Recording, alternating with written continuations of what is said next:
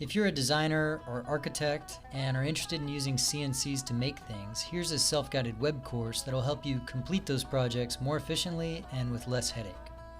It's not a webinar filled with fluff material that'll take an hour to go through. I hate webinars as much as you do, so this is built simply as an interactive, choose-your-own-adventure webpage. It's got videos, diagrams, inspiration galleries, that kind of thing. And you can go through all of it or just skip through to what you need. The goal of this course is to simply help you produce better designs that are easier to machine and cost less to manufacture. At the end, you'll have a better understanding of what CNCs do well and how to take advantage of these awesome tools.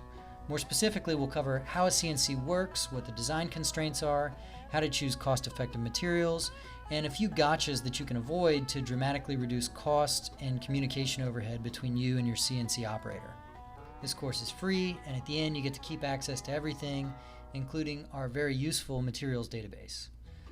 And finally, this course is designed to evolve over time. Because it's built as a web page, I'll be updating it based on your feedback and questions. So please let me know what you think, and I hope you enjoy it.